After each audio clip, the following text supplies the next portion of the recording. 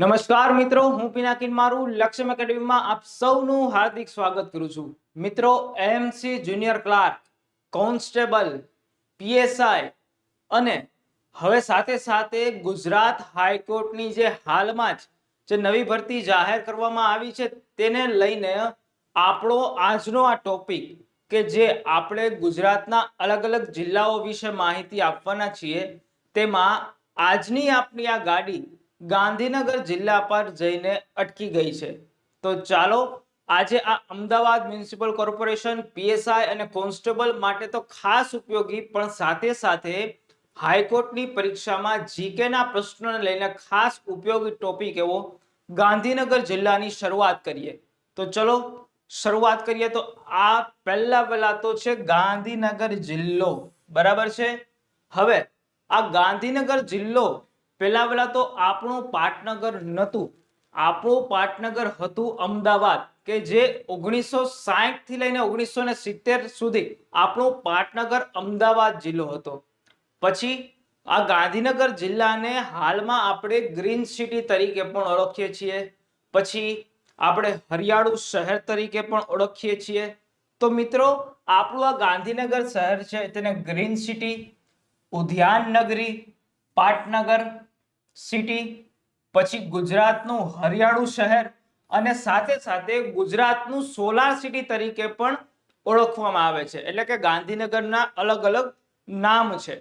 ઈસવીસન 1990માં ગાંધીનગરને greenest city of વર્લ્ડનો record પણ આપવામાં આવ્યો હતો. શું? ઈસવીસન 1990માં. ખાસ યાદ રાખવાનું, ઈસવીસન 1990માં ગાંધીનગરને ગ્રીનેસ્ટ સિટી ઓફ વર્લ્ડનો એવોર્ડ આપવામાં આવ્યો હતો. એટલે ક્યારે? ઈસવીસન 1990માં. આવો પ્રશ્ન પૂછાઈ શકે કે ગાંધીનગરને ગ્રીનેસ્ટ સિટી ઓફ વર્લ્ડનો એવોર્ડ ક્યારે આપવામાં આવ્યો હતો? તો એમાં તમારો જવાબ આવશે 1990માં.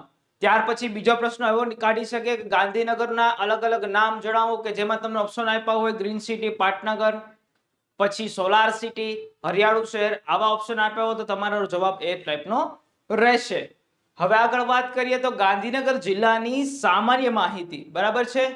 પહેલા તો જોઈએ તો ગાંધીનગર જિલ્લાની સ્થાપના 1 ડિસેમ્બર 1964 ના રોજ કરવામાં આવી હતી. આનું મુખ્ય મથક એટલે કે ગાંધીનગર.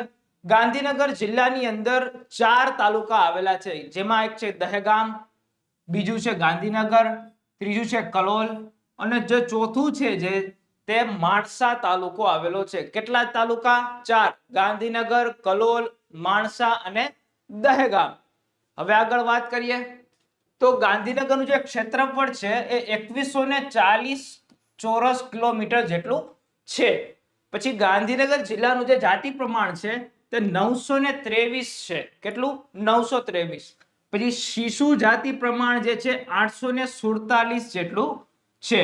વસ્તી ગીચતા એ 650 જેટલી આપવામાં આવી છે, એટલે કે વસ્તી ગીચતા 650 છે. સ્ત્રી સાક્ષરતા દર અહીંયા 75.76% જેટલો છે અને પુરુષ સાક્ષરતા દર સારો એવો એટલે કે 92.01% જેટલો પુરુષ સાક્ષરતા દર અહીંયા છે. કુલ સાક્ષરતા દર અહીંયા 84% એટલે 84.16% છે. તમને બધાને ખબર હશે કે ગાંધીનગર જિલ્લો અત્યારે એજ્યુકેશન માટેનું હબ અને સાથે સાથે જોબ માટેનું પણ હબ અત્યારે બની રહ્યું છે, કે ગાંધીનગરમાં ગુજરાતના તમામ જિલ્લાઓમાંથી વિદ્યાર્થીઓ અને માણસો જોબ કરવા અથવા તો એજ્યુકેશન માટે ખાસ આવે છે. અને તમારા જેવા જે સ્ટુડન્ટ છે, જે કોમ્પિટિટિવ એક્ઝામની પ્રિપેરેશન માટે જે વિદ્યાર્થીઓ છે એ ખાસ ગાંધીનગરની અંદર ભણવા માટે આવતા હોય છે. હવે આગળ વાત કરીએ તો ગામડાની સંખ્યા. ગાંધીનગર જિલ્લાની અંદર ગામડાની જે સંખ્યા છે જે 294 જેટલા ગામડા ગાંધીનગર જિલ્લામાં સમાવેશ કરવામાં આવ્યો છે. હવે નગરપાલિકાની વાત કરીએ તો નગરપાલિકા 4 જેટલી નગરપાલિકા ગાંધીનગર જિલ્લાની અંદર છે. ત્યાર પછી લોકસભાની જે બેઠક છે એ એક, કે જે અત્યારે હાલમાં જે ચૂંટણી થઈ છે તેમાં લોકસભાની બેઠક ઉપર ભારતના ગૃહમંત્રી એવા અમિતભાઈ શાહ આ બેઠક ઉપરથી તેણે ભાજપ તરફથી ઉમેદવારી નોંધાવી હતી. વિધાનસભાની બેઠક, વિધાનસભાની 5 બેઠક અહીંયા ગાંધીનગર જિલ્લામાં આપવામાં આવી છે. આગળ વાત કરીએ તો ગાંધીનગર જિલ્લાની જે ભૌગોલિક માહિતી, ગાંધીનગર જિલ્લાની જે ભૌગોલિક માહિતી છે તેની હવે માહિતી મેળવીએ. જ્યારે ગુજરાતમાં એટલે શરૂઆતમાં ગુજરાતનું પાટનગર અમદાવાદ હતું. ગાંધીનગર પહેલાનું જે પાટનગર હતું એ અમદાવાદ હતું, બરાબર છે. ત્યારે જીવરાજ મહેતા, બરાબર છે, જીવરાજ મહેતા દ્વારા આ ગાંધીનગર નું નામ બદલવા માટેની એક પહેલ કરવામાં આવી હતી કે તેને 1960માં જીવરાજ મહેતાએ ગાંધીનગરનું નામ ભારતના રાષ્ટ્રપિતા મહાત્મા ગાંધીના નામ પરથી રાખવાનું સૂચન કરવામાં આવ્યું હતું. કોણે? 1960 ની અંદર જીવરાજભાઈ મહેતા દ્વારા આનું સૂચન કરવામાં આવ્યું હતું કે જે શહેર છે એનું નામ રાષ્ટ્રપિતાના નામ પરથી હોવું જોઈએ. ત્યાર પછી આગળ વાત કરીએ ગુજરાતની સ્થાપના પછી, એટલે ગુજરાતની સ્થાપના 1 મે 1960 ના રોજ, ઈસવીસન 1964 ની અંદર ગાંધીનગર સૌપ્રથમ નવરચિત જિલ્લો બન્યો હતો. એટલે ગાંધીનગર જિલ્લો 1964 માં આવ્યો. ગાંધીનગર જિલ્લાની રચના મુખ્યમંત્રી જ્યારે આપણે બળવંતરાય મહેતાના સમયમાં 1 ડિસેમ્બર 1964 ના રોજ અમદાવાદ અને મહેસાણા જિલ્લામાંથી કરવામાં આવી હતી. એટલે કે અમદાવાદ જિલ્લાનો થોડોક ભાગ અને મહેસાણા જિલ્લાનો થોડોક ભાગ લઈ અને એક નવો જિલ્લો બનાવવામાં આવ્યો કે જેનું નામ છે ગાંધીનગર. કોના નેતૃત્વમાં, એટલે કે કોના સમયગાળામાં? 1 ડિસેમ્બર 1964 ના રોજ બળવંતરાય મહેતાના સમયગાળા દરમિયાન. આવો પ્રશ્ન પૂછાઈ શકે કે ગાંધીનગર જિલ્લાનું જે નામ આપવામાં આવ્યું, કે જિલ્લો અલગ કરવામાં આવ્યું, ત્યારના મુખ્યમંત્રી કોણ હતા? તો બળવંતરાય મહેતાના સમયમાં. ગાંધીનગર જિલ્લો ક્યારે અમલમાં આવ્યો? 1 ડિસેમ્બર 1964 ના રોજ. 1 ડિસેમ્બર 1964 ના રોજ ગાંધીનગર જિલ્લો અમલમાં આવ્યો. ખાસ યાદ રાખવાનું. હવે આગળ વાત કરીએ તો 1965 જ્યાં ગુજરાત વિદ્યુત બોર્ડ સ્થિત થર્મલ પાવર સ્ટેશનના સર્કિટ હાઉસમાં મકાનની જગ્યાએ ગાંધીનગરની પ્રથમ ઈંટ મૂકવામાં આવી હતી. એટલે 1965 ની અંદર જે હાલનું ગુજરાત વિદ્યુત બોર્ડ છે ત્યાં થર્મલ પાવર સ્ટેશનના સર્કિટ હાઉસની અંદર ગાંધીનગરની પ્રથમ ઇમારતની ઈંટ મૂકવામાં આવી હતી. હવે આગળ વાત કરીએ તો 11 ફેબ્રુઆરી 1971 ના રોજ 1960 થી 1970 ની અંદર જે આપણું પાટનગર હતું એ કયું હતું? અમદાવાદ. 1971 ની અંદર આ ગાંધીનગર આપણું પાટનગર બન્યું અને કેટલામું પાટનગર બન્યું? 7મું પાટનગર ગાંધીનગર બન્યું હતું. હવે આગળ વાત કરીએ તો 1971 1 ફેબ્રુઆરી 1971 ના રોજ મુખ્યમંત્રી, ત્યારના મુખ્યમંત્રી હતા હિતેન્દ્રભાઈ દેસાઈના સમયમાં આ ગાંધીનગરને ગુજરાતનું 7મું પાટનગર બનાવવામાં આવ્યું હતું. એવો પ્રશ્ન પૂછાઈ શકે કે ગાંધીનગર પાટનગર બન્યું ત્યારના મુખ્યમંત્રી કોણ હતા? તો તમારો જવાબ આવે હિતેન્દ્રભાઈ દેસાઈ. કઈ તારીખે? 11 ફેબ્રુઆરી 1971 ના રોજ આ મુખ્યમંત્રી હિતેન્દ્રભાઈ દેસાઈના સમયમાં ગાંધીનગર ગુજરાતનું 7મું પાટનગર બન્યું હતું અને અત્યાર સુધીનું પાટનગર આપણું ગાંધીનગર છે. પછી ચંડીગઢના સ્થાપક છે લા કાર્બસિયર ની દેખરેખમાં સ્થપતિ H.K. મેવાડા. ખાસ યાદ રાખવાનું, H.K. મેવાડા અને પ્રકાશ આપ્ટ દ્વારા આની ડિઝાઇન તૈયાર કરવામાં આવી અને ગાંધીનગરને નાના નાના 30 સેક્ટરમાં વિભાજિત કરવામાં આવ્યા. બરાબર છે. કોના દ્વારા? H.K. મેવાડા અને પ્રકાશ આપ્ટ દ્વારા ગાંધીનગરને અલગ અલગ 30 સેક્ટરમાં વિભાજિત કરવામાં આવ્યા. હાલમાં જે ગાંધીનગર જિલ્લો છે એટલે ગાંધીનગર શહેર છે તેને અલગ અલગ સેક્ટરમાં વિભાજિત કરવામાં આવે છે. સેક્ટર 1, સેક્ટર 2, સેક્ટર 3 અને ગાંધીનગરને અલગ અલગ રોડના નામ ક થી ચ, ક ચ એવી રીતે નામ આપવામાં આવ્યા છે. તો એ કોના દ્વારા કરવામાં આવ્યું? H.K. મેવાડા અને પ્રકાશ આપ્ટ દ્વારા. હવે ગાંધીનગર આશરે 57 ચોરસ કિલોમીટરમાં વિસ્તરેલું છે. બરાબર છે. એમાં તમે પશ્ચિમથી પૂર્વ તરફ જાઓ તો ક થી જ આડા રસ્તાઓ અને દક્ષિણથી ઉત્તર તરફ જાઓ તો 1 થી 7 ઊભા રસ્તાઓ આવેલા છે. બરાબર છે. ગાંધીનગરના જે રસ્તાઓના નામ છે ક1, ઘ1, 6-1, 6-1 એવી રીતે આપવામાં આવ્યા છે, જેમાં તમે પશ્ચિમથી પૂર્વ તરફ જાઓ એટલે કે આ પશ્ચિમ છે એનાથી પૂર્વ તરફ જાઓ તો ક થી જ નામ આપવામાં આવ્યા છે, આડા રસ્તાઓ છે ક થી જ ના.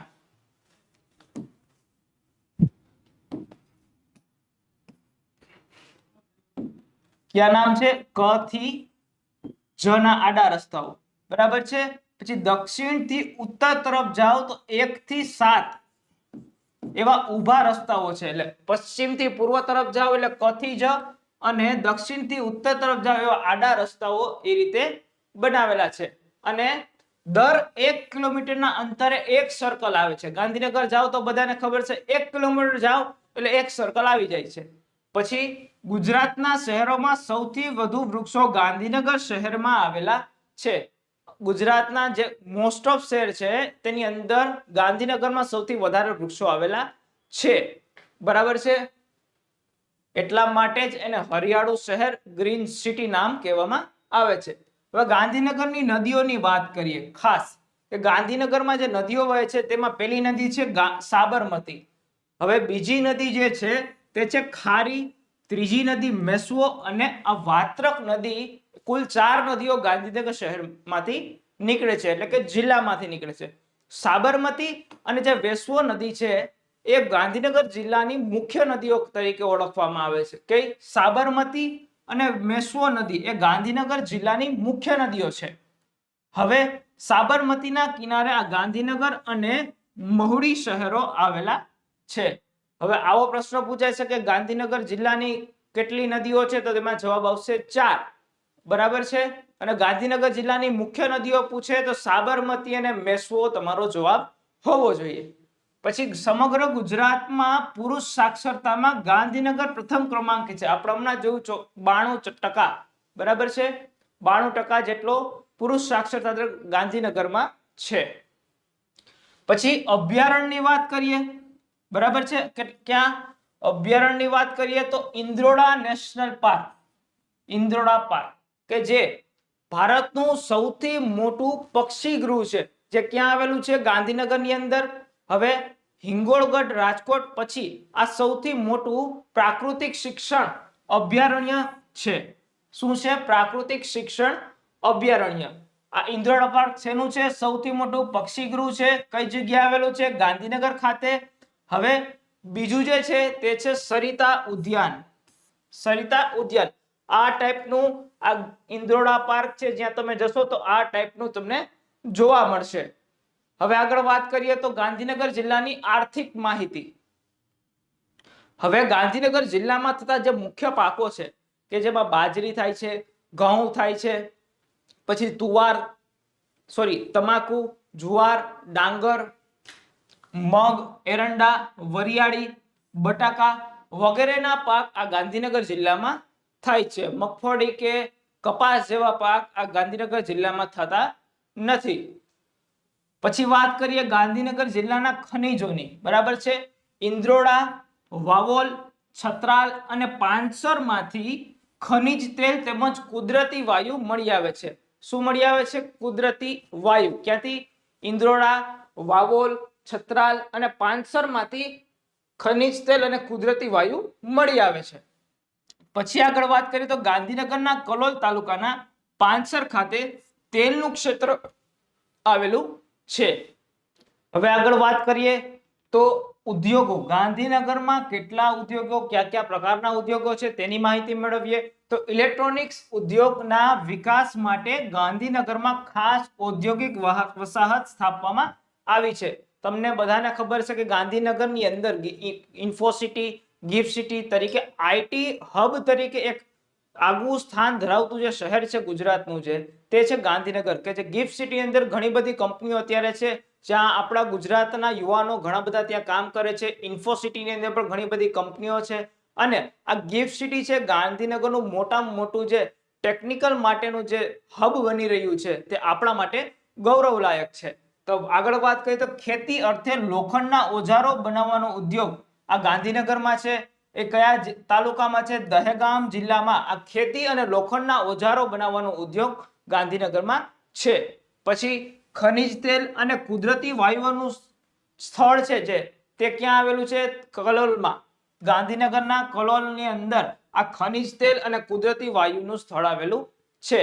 પછી આ ઇફકોનું રાસાયણિક ખાતર, જે ઇફકોનું રાસાયણિક ખાતરનું કારખાનું છે તે કલોલમાં આવેલું છે. કલોલ ગાંધીનગર ખાતે ઇફકોનું રાસાયણિક ખાતર બનાવવાનું કારખાનું આવેલું છે. હાલમાં જે ઇફકોના ગુજરાતના ડિરેક્ટર પદે જયેશભાઈ રાદડિયાની નિમણૂક કરવામાં આવી છે અને ઇફકોના ચેરમેન પદે દિલીપભાઈ સંઘાણીની પણ વરણી કરવામાં આવી છે, એટલે કે તે જીતી ચૂક્યા છે. હવે આગળ વાત કરીએ તો મુખ્યમંત્રી કેશુભાઈ પટેલ દ્વારા સૌપ્રથમ ગોકુળિયા ગામ તરીકે રાયસણને ઘોષિત કરવામાં આવ્યું હતું. બરાબર છે. કોને?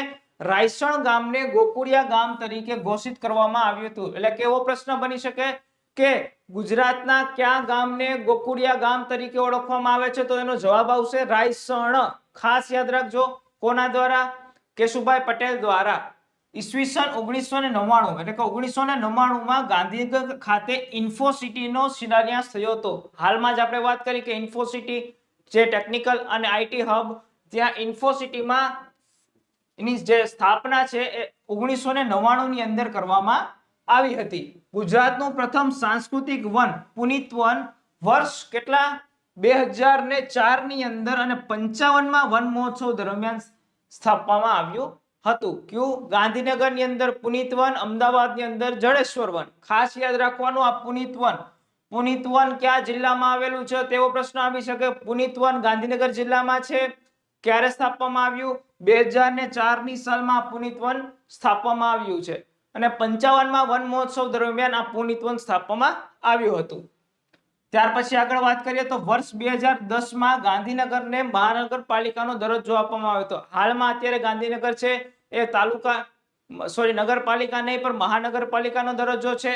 ગાંધીનગર ખાતે આવેલી વિધાનસભાનું નામ સરદાર વલ્લભભાઈ પટેલના મોટા ભાઈ, બરાબર, વિઠ્ઠલભાઈ પટેલના નામ પરથી વિઠ્ઠલભાઈ પટેલ રાખવામાં આવ્યું છે. વિઠ્ઠલભાઈ પટેલ ભવન તરીકે રાખવામાં આવ્યું છે. ખાસ કોના? સરદાર પટેલના મોટા ભાઈ વિઠ્ઠલભાઈ પટેલ ભવન તરીકે અહીંયા આપણું વિધાનસભાનું નામ હાલમાં જે છે.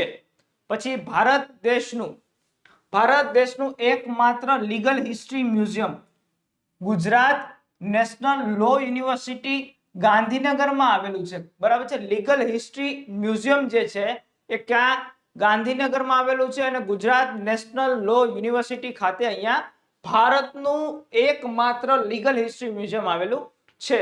2017માં ગુજરાત મેરીટાઈમ યુનિવર્સિટીની સ્થાપના ગાંધીનગર ખાતે કરવામાં આવી હતી.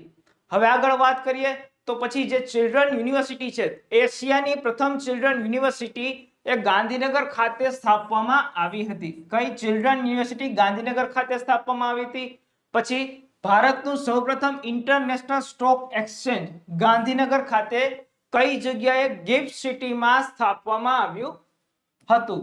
ખાસ ગાંધીનગર ગિફ્ટ સિટીમાં આ ઇન્ટરનેશનલ સ્ટોક એક્સચેન્જ આ ગાંધીનગરમાં સ્થાપવામાં આવ્યું હતું.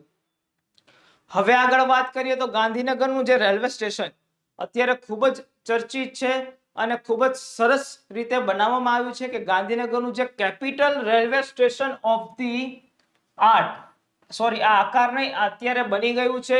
ગાંધીનગરમાં capital railway station of the art જે રેલવે સ્ટેશનનું નામ છે કે જેની નીચે ટ્રેન જાય છે અને ઉપરના ભાગમાં ખૂબ જ 5 સ્ટાર હોટલ આવેલી છે કે હોટલમાં 300 જેટલા રૂમની વ્યવસ્થા છે. 5 સ્ટાર હોટલ છે અને આ રેલવે સ્ટેશનનું નામ શું છે? Capital railway station of the art. બરાબર છે. અંડરગ્રાઉન્ડ ની અંદર ટ્રેન જાય છે અને ઉપર છે હોટલ છે. આ સ્ટેશનની છત પોલીકાર્બોનેટ શીટથી બનાવવામાં આવી છે. કેનાથી? પોલીકાર્બોનેટથી બનાવવામાં આવી છે. આ રેલવે ટ્રેકની ઉપર 300 રૂમ ધરાવતી 5 સ્ટાર હોટલનું પણ નિર્માણ કરવામાં આવ્યું છે. નીચે રેલવે સ્ટેશન છે, ઉપરની બાજુ હોટલ છે અને 300 રૂમની આ 5 સ્ટાર હોટલ બનાવવામાં આવી છે. પછી આગળ વાત કરીએ કે ગુજરાત રાજ્યનો ગાંધીનગર જિલ્લો ઉજ્જવલા યોજના અંતર્ગત પ્રથમ કેરોસીન મુક્ત જિલ્લો બન્યો છે. ત્યાર પછી આગળ વાત કરીએ કે ગુજરાત રાજ્યનો જે ગાંધીનગર જિલ્લો છે તે ઉજ્જવલા યોજના અંતર્ગત પ્રથમ કેરોસીન મુક્ત જિલ્લો બન્યો છે. આ ઉજ્જવલા યોજના શું છે કે આપણા પ્રધાનમંત્રી નરેન્દ્ર મોદી દ્વારા 2016 ની અંદર આ ઉજ્જવલા યોજનાનો પ્રારંભ કરાવ્યો હતો કે જેની અંદર જે ગરીબી રેખાની નીચે આવતી જે સ્ત્રીઓ છે તેને કુલ 50 મિલિયન જેટલી સ્ત્રીઓને ફ્રી એલપીજી કનેક્શન આપવાની આ યોજના હતી, જે 2016 ની અંદર 2016 ની અંદર શરૂ કરવામાં આવી. પીએમ ઉજ્જવલા યોજના, બરાબર છે, જેની અંદર એલપીજી કનેક્શન ફ્રી આપવાના હતા. કેટલી? 50 મિલિયન જેટલી સ્ત્રીઓને આ એલપીજી કનેક્શન ફ્રી આપવાના હતા. અને ત્યાર પછી આ જે ઉજ્જવલા યોજના 2.0 આવી કે જેમાં આ યોજના 2021 માં શરૂ કરવામાં આવી. 2.0 2021 માં શરૂ કરવામાં આવી કે જેમાં પણ ગરીબી રેખાની નીચે જીવતી જે સ્ત્રીઓ છે તેને ફ્રીમાં એલપીજી કનેક્શન આપવાનું છે. ત્યાર પછી આગળ વાત કરીએ તો Gujarat international finance tech city એટલે કે ગિફ્ટ સિટી સ્થાપવાનો પ્રસ્તાવ. આ ગિફ્ટ સિટી છે જેની સ્થાપના 2017 ની અંદર કરવામાં આવી હતી. ત્યાર પછી વાત કરીએ તો Gujarat international science tech city એટલે કે ગિફ્ટ સિટી સ્થાપવાનો પ્રસ્તાવ વર્ષ 2017 માં વાઇબ્રન્ટ સમિટ દરમિયાન મૂકવામાં આવ્યો હતો. ક્યારે? 2017 દરમિયાન વાઇબ્રન્ટની જે સમિટ થઈ હતી ગુજરાતની અંદર, એમાં ગિફ્ટ સિટી સ્થાપવાનો પ્રસ્તાવ મૂકવામાં આવ્યો હતો. જેનો હેતુ શું હતો કે નાણાકીય સંસ્થાનો કામકાજ સરળ બનાવવાનો હતો. નાણાકીય જે સંસ્થા છે એનું કામકાજ સરળ બને તેના માટે જે ગિફ્ટ સિટી બનાવવાનો પ્રસ્તાવ મૂકવામાં આવ્યો હતો. ત્યાર પછી વાત કરીએ તો ગિફ્ટ સિટી માં બેલ્જિયમ દ્વારા સૌપ્રથમ વાણિજ્ય દૂતાવાસ ખોલવામાં આવ્યું હતું. પહેલું જે વાણિજ્ય દૂતાવાસ છે એ બેલ્જિયમ દ્વારા ખોલવામાં આવ્યું હતું. અને કઝાકિસ્તાને ડિસેમ્બર 2018 માં ગિફ્ટ સિટી ખાતે દૂતાવાસ શરૂ કર્યું હતું. પહેલા કોણે શરૂ કર્યું? બેલ્જિયમે. ત્યાર પછી કઝાકિસ્તાને ડિસેમ્બર 2018 માં ગિફ્ટ સિટી ખાતે આ દૂતાવાસ શરૂ કરવામાં આવ્યું હતું. હવે પછી વાત કરીએ તો ગિફ્ટ સિટી ખાતે ડિસેમ્બર 2019 માં પ્રથમવાર બેંક ઓફ અમેરિકાએ ગ્લોબલ બિઝનેસ સર્વિસ યુનિટ શરૂ કર્યું હતું. બરાબર, કોણે? બેંક ઓફ અમેરિકાએ ગ્લોબલ બિઝનેસ સર્વિસ યુનિટ ક્યારે? ડિસેમ્બર 2019 ની અંદર શરૂ કરી હતી. પછી આ ગુજરાતનું સૌથી મોટું બાલ ભવન નું નિર્માણ આ ગાંધીનગરમાં કરવામાં આવશે કે જેમાં ટોય મ્યુઝિયમ પણ બનાવવામાં આવશે. શું બનાવવામાં આવશે? Toy museum. ખાસ ટોય મ્યુઝિયમ બનાવશે. ગુજરાતમાં વિશ્વનું સૌથી મોટું બાલ ભવન બનાવવામાં આવશે અને એ આકર્ષણનું કેન્દ્ર બની જશે. અને કઈ જગ્યાએ? ગાંધીનગર ખાતે. આ મ્યુઝિયમ ગાંધીનગર જિલ્લાના ગિફ્ટ સિટી નજીક શાહપુર અને રતનપુર ગામ વચ્ચે બનાવવામાં આવશે. ક્યાં? ગિફ્ટ સિટી નજીક શાહપુર અને રતનપુર ગામની વચ્ચે આ મ્યુઝિયમ બનાવવામાં આવશે. કયું મ્યુઝિયમ? Toy museum. બરાબર છે. હવે આગળ વાત કરીએ તો આ પ્રોજેક્ટના નિર્માણમાં ચિલ્ડ્રન યુનિવર્સિટી મહત્વની ભૂમિકા ભજવશે. અને આ ચિલ્ડ્રન યુનિવર્સિટી ક્યાં આવેલી છે? ગાંધીનગર ખાતે આવેલી છે. હવે આ મહત્વના જે તાલુકાઓ છે ગાંધીનગરના તેની વાત કરીએ તો પહેલો છે તાલુકો છે ગાંધીનગર. જે 13મી સદી જે હતી એમાં જે પેથાપુર નામનું શહેર હતું એ વાઘેલા રજપૂત 13મી સદીમાં પેથાપુર શહેરને વાઘેલા રાજપૂત રાજા પેથાસિંહે વસાવ્યાનો ઉલ્લેખ મળે છે. જે જૂની ઇતિહાસની બુકો છે એમાં 13મી સદીમાં પેથાપુર શહેરને વાઘેલા રાજપૂત રાજા પેથાસિંહે વસાવ્યાનો ઉલ્લેખ મળે છે કે જેમાં આ પેથાપુર પ્રિન્ટિંગ બ્લોકને વર્ષ 2018-19 માં જીઆઈ ટેગ આપવામાં આવ્યો હતો.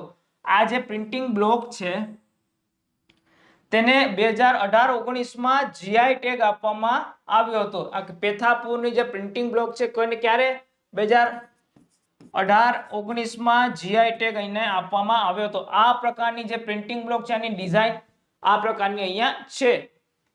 હવે આગળ વાત કરીએ તો અક્ષરધામ. ગાંધીનગરના સૌથી જોવાલાયક જે સ્થળ છે તે છે અક્ષરધામ. ડોક્ટર જીવરાજ મહેતા ભવન, પછી ઇન્ફોસિટી, પથિકાશ્રમ, વિધાનસભાનું ભવન છે, મુખ્યમંત્રી અને કેબિનેટની મંત્રીઓની ઓફિસ છે જે ગાંધીનગર ખાતે આવેલી છે. સ્વર્ણિમ સંકુલ એક કે જ્યાં આપણા જિલ્લાની બધી વહીવટ ત્યાંથી થાય છે. પછી રાજ્ય કક્ષાના મંત્રીઓની ઓફિસ ગાંધીનગર ખાતે આવેલી છે. પછી છે સ્વર્ણિમ સંકુલ 2, ગુલાબ ઉદ્યાન જે ગાંધીનગરમાં આવેલું છે, પછી ગાંધી સ્મારક, ઇન્દ્રોડા નેશનલ એજ્યુકેશન પાર્ક, પછી ગુજરાતનું સૌથી મોટું હિન્દુ મંદિર અક્ષરધામ જે સતચિત આનંદ વોટર શો અક્ષરધામમાં આવેલ, સહજાનંદ વન, આ બધી જે વસ્તુ છે ગાંધીનગરની જોવાલાયક સ્થળો વિશે છે કે આટલા બધા જે સ્થળો છે ગાંધીનગરની અંદર જોવાલાયક સ્થળો છે. ત્યાર પછી વાત કરીએ તો સૌથી મોટું મહાત્મા મંદિર જે છે તે ગાંધીનગરમાં જોવાલાયક સ્થળ છે. પછી રાજભવન જે છે એ જોવાલાયક સ્થળ છે. સરિતા ઉદ્યાન છે તે જોવાલાયક સ્થળ છે. એટલે આટલા બધા જે નામ છે એ તમારે યાદ રાખવાના છે કે ગાંધીનગરમાં ક્યાં ક્યાં જોવાલાયક સ્થળો આવેલા છે. હવે આગળ વાત કરીએ તો વાસણ ખાતે વૈજનાથ મહાદેવનું પ્રાચીન મંદિર તથા હનુમાનજીની વિશાળ પ્રતિમા આવેલી છે ગાંધીનગરના વાસણ ખાતે. પછી શેરથાના મરચા, રાંધેજાની ભેળ અને દહેગામના ધારિયા વગેરે ગાંધીનગર જિલ્લાની વખણાતી વસ્તુઓ છે. શું શું? શેરથાના મરચા, પછી રાંધેજાની ભેળ અને દહેગામના ધારિયા એ ગાંધીનગરની ઓળખાતી વસ્તુમાં આવે છે. હવે વાત કરીએ તો માણસા તાલુકાની વાત કરશું કે જેમાં માણસા તાલુકાના સાબરમતી નદીના કિનારે આવેલું જૈનનું પ્રસિદ્ધ તીર્થ મહુડી પ્રાચીન મંદિર મધુપુરી હતું. બરાબર છે. આ મહુડી જે ખૂબ જ પ્રખ્યાત મંદિર છે કે જે મંદિરમાં જાઓ તો તમારે સુખડીનો પ્રસાદ ખાવો પડે અને એ ખાવ પણ તમારે એને વેસ્ટ જવા દેવો ન પડે અને આ વેસ્ટ નહીં જવા દેવાનો સાથે સાથે તમારે આ પ્રસાદને મંદિરની બહાર તમે લઈ જઈ શકતા નથી. તમે જે પ્રસાદ લીધો હોય એ તમારે આ મંદિરની અંદર ખાઈને પૂરો કરી દેવાનો હોય છે તેવી અહીંયા માન્યતા છે. બહાર લઈ જાવ તો અપશુકન થાય છે તેવી માન્યતા છે. અહીં પદ્માવતી માતા વિરાજિત છે તથા દેરાસરમાં ઘંટાકર્ણ ભગવાન મહાવીરની મૂર્તિ પણ વિરાજમાન છે. ક્યાં? આ મહુડી પ્રાચીન મંદિરમાં. આ મંદિરોનો મહિમા છે કે સુખડીનો પ્રસાદ મંદિરના પટાંગણમાં જ આરોગવો જોઈએ અને આ પ્રસાદ ખૂબ જ મસ્તીનો હોય છે એટલે કે ખૂબ જ સારો પ્રસાદ હોય છે. મેં ખાધો છે એટલે કહું છું. પણ આને એક જ એની પ્રથા છે કે આ પ્રસાદ તમારે બહાર જઈ શકતા નથી. હવે આગળ વાત કરીએ તો આ મહુડીના ઘંટાકર્ણ મહાવીર સ્વામીના મંદિરના સ્થાપક કોણ હતા? એ હતા બુદ્ધિસાગર સુરીશ્વરજી. આ મંદિરના સ્થાપક હતા. પછી આ લોદરા ખાતે બાલા હનુમાનજીનું પ્રસિદ્ધ મંદિર પણ આવેલું છે જ્યાં આયુર્વેદ કોલેજ પણ આવેલી છે. બરાબર છે. હવે વાત કરીએ કલોલ જિલ્લાની કેની કલોલ જિલ્લાની વાત કરીએ તો કલોલ ખાતે તેલ ક્ષેત્ર અને ઉદ્યોગ ક્ષેત્ર આવેલા છે. આગળ આપણે જોયું કે કલોલમાં તેલ ક્ષેત્ર અને ઉદ્યોગ ક્ષેત્ર આવેલા છે જેમાં ઇફકોનું રાસાયણિક ખાતરનું મોટું કારખાનું અહીંયા કલોલ ખાતે આવેલું છે. ઇફકો એટલે કે Indian farmers fertiliser cooperative limited. બરાબર છે. એના હાલના ગુજરાતના ડિરેક્ટર પદે જયેશભાઈ રાદડિયા અને તેના ચેરમેન પદે દિલીપભાઈ સંઘાણી છે. બરાબર. હવે આગળ જોઈએ તો પાંચસર ખાતે ધર્મનાથની મૂર્તિ ધરાવતું જૈન દેરાસર અહીંયા આવેલું છે. કઈ જગ્યાએ? કલોલમાં. કલોલના પાંચસર ખાતે ધર્મનાથની મૂર્તિ છે એ ધરાવતું જૈન દેરાસર છે. પછી શેરીશા ખાતે પાર્શ્વનાથ અને પદ્માદેવીની ભવ્ય મૂર્તિ ધરાવતું જૈન દેરાસર અહીંયા આવેલું છે. બરાબર છે. હવે ગાંધીનગર જિલ્લાની સાંસ્કૃતિક માહિતી વિશેની થોડીક આપણે માહિતી મેળવીએ કે જેની અંદર ગાંધીનગર જિલ્લાના જે વાવ છે, તળાવ છે, સરોવરો છે ક્યાં ક્યાં છે તેની માહિતી મેળવીએ. જેમાં પહેલી વહેલી વાવ છે અડાલજની વાવ. બધા આનાથી પરિચિત હશો કે આ પ્રકારની આપણી જે અડાલજની વાવ અહીંયા આવેલી છે. ગોખલાની રીતે આ વાવ દેખાય છે કે જેમાં ગાંધીનગર તાલુકાના અડાલજ ખાતે આ ઐતિહાસિક કઈ અડાલજની વાવ કે જેને આપણે રૂડાબાઈની વાવ તરીકે પણ ઓળખીએ છીએ. શું? અડાલજ વાવનું બીજું નામ શું છે? રૂડાબાઈની વાવ. ખાસ યાદ રાખજો. રૂડાબાઈની વાવ છે જે હિન્દુ અને મુસ્લિમ સ્થાપત્ય કલાનો ઉત્કૃષ્ટ નમૂનો છે. બરાબર છે. અડાલજનું પ્રાચીન નામ ગઢપાટણ છે. શું છે? અડાલજનું પ્રાચીન નામ ગઢપાટણ છે. આ અડાલજનું બીજું નામ રૂડાબાઈ. બરાબર છે. ખાસ યાદ રાખો. એવો પ્રશ્ન પૂછી શકે કે અડાલજને બીજા કયા નામે ઓળખવામાં આવે છે અડાલજની વાવને? તો જવાબ આવશે રૂડાબાઈની વાવ. હવે આગળ વાત કરશું તો રાજા વીરસિંહ વાઘેલા એ રાવ વંશના રાજા હતા. જે વીરસિંહ વાઘેલા હતા એ રાવ વંશના રાજા હતા અને એમણે રૂડાબાઈ માટે અડાલજની વાવ બંધાવવાની શરૂઆત કરી હતી. પરંતુ એક મહમૂદ બેગડો જે એને આની ઉપર આક્રમણ કર્યું, એટલે કે આ રાજા જે છે એ વીરગતિ પામ્યા. રાજા વીરસિંહ છે એ વીરગતિ પામ્યા અને એનું બાંધકામ અટકી ગયું. ત્યારબાદ આ બાંધકામ અટકી ગયા પછી રાણી રૂડાબાઈ દ્વારા આ બાંધકામને ફરી શરૂ કરવામાં આવ્યું અને આ બાંધકામ અહીંયા પૂર્ણ કરાવ્યું હતું. કોના દ્વારા? રાવ વંશના રાજા જે વીરસિંહ વાઘેલા છે એનું નિર્માણનું શરૂઆત કરાવી હતી. પછી મહમૂદ બેગડાએ વીરસિંહ ઉપર આક્રમણ કર્યું અને આક્રમણમાં વીરસિંહની જે વીરગતિ થઈ ગઈ, એટલે કે મૃત્યુ પામ્યા. એટલે આ જે બાંધકામ છે એ અટકી ગયું હતું, જેને લીધે ત્યારબાદ રાણી રૂડાબાઈ દ્વારાનું બાંધકામ શરૂ કરાવી અને પૂર્ણ કરવામાં આવ્યું હતું. બરાબર છે. એના માટે આને રૂડા વાવ તરીકે પણ ઓળખવામાં આવે છે. કેવું નામ? રૂડા વાવ તરીકે પણ ઓળખવામાં આવે છે. ત્યાર પછી આગળ વાત કરીએ તો સાપાની વાવ પણ અહીંયા આવેલી છે ગાંધીનગર જિલ્લામાં. કયા તાલુકાની અંદર? દહેગામ તાલુકાની અંદર સાપાની વાવ આવેલી છે. પછી માણસાની વાવ આવેલી છે, એ કયા તાલુકામાં? માણસા તાલુકાની અંદર. પછી અંબાપુરની વાવ પણ અહીંયા ગાંધીનગર જિલ્લામાં, તાલુકો આવે ગાંધીનગર. પછી સૂર્યજોત તળાવ આવેલું છે કઈ જગ્યાએ? તાલુકો ગાંધીનગર. પછી સંત સરોવર ડેમ પણ આવેલો છે, એ ગાંધીનગર જિલ્લામાં આવેલો છે અને તાલુકો ગાંધીનગર. નાથીબા સરોવર એ માણસા તાલુકાની અંદર આવેલું છે. બરાબર છે. પછી આગળ વાત કરીએ તો મલાવ તળાવ કે જે માણસા તાલુકાની અંદર આવેલું છે. હવે આગળ વાત કરીએ તો ગાંધીનગર જિલ્લાના મહેલો, હવેલી અને કિલ્લાઓ વિશેની વાત કરીએ કે જેમાં મહેલો છે જે ગાંધીનગરમાં એક મહેલ આવેલો છે જેનું નામ છે વનરાજ પેલેસ. એ કઈ જગ્યાએ આવેલું છે? માણસા તાલુકાની અંદર આ વનરાજ પેલેસ આવેલો છે. હવે આગળ વાત કરશું તો મેળા અને ઉત્સવો. બરાબર છે. ખાસ પલ્લીનો મેળો બધાને પ્રચલિત, જે નવરાત્રી દરમિયાન આસો સુદ નોમના દિવસે કયા ગામ ખાતે? રૂપાલ ગામ ખાતે આ પલ્લીનો મેળો, બરાબર, વરદાયી માતાનો પલ્લીનો મેળો ભરવામાં આવે છે, જ્યાં હજારો લીટર ઘી નો અભિષેક કરવામાં આવે છે. કેનો? ઘીનો અભિષેક હજારો લીટરનો કરવામાં આવે છે. ટ્રેક્ટરમાં ભરી ભરીને લોકો ઘીનો અભિષેક કરે છે. એટલું પ્રમાણમાં ઘી આવે છે, લોકો ત્યાં ઘીથી નાતા હોય છે. નીચે પગમાં કચડાઈ જાય એટલું ઘી હોય છે. ક્યાં? પલ્લીના મેળામાં. બરાબર. ક્યારે થાય છે? નવરાત્રી દરમિયાન આસો સુદ નોમના દિવસે થાય છે અને કની? વરદાયી માતાનો આ પલ્લીનો મેળો યોજવામાં આવે છે. હવે બીજો જે મેળો જે છે તે છે અંબોળનો મેળો. બરાબર. અંબોળનો મેળો એ અશ્વ મેળો ગાંધીનગરના માણસા તાલુકાના અંબોળ ખાતે ભરાય છે કે જ્યાં અશ્વનો મેળો થાય છે, એટલે કે ઘોડાઓનો મેળો થાય છે. હવે આગળ વાત કરશું તો જે આ વસંતોત્સવ કે જે ગાંધીનગર જિલ્લામાં ખાસ ઉજવાય છે.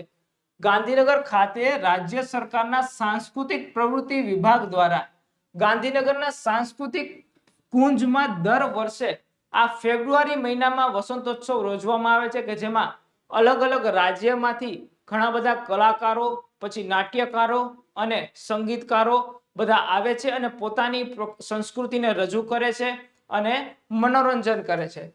ત્યાર પછી વાત કરીએ તો ગુજરાતમાં સૌપ્રથમ વાર વસંતોત્સવનું આયોજન ક્યારે કરવામાં આવ્યું હતું? 1985 ની અંદર. ખાસ યાદ રાખવાનું, વસંતોત્સવ નું જે આયોજન છે પહેલી વાર ક્યારે કરવામાં આવ્યું હતું? 1985 ની અંદર આનું પહેલી વાર આયોજન કરવામાં આવ્યું હતું. બરાબર છે.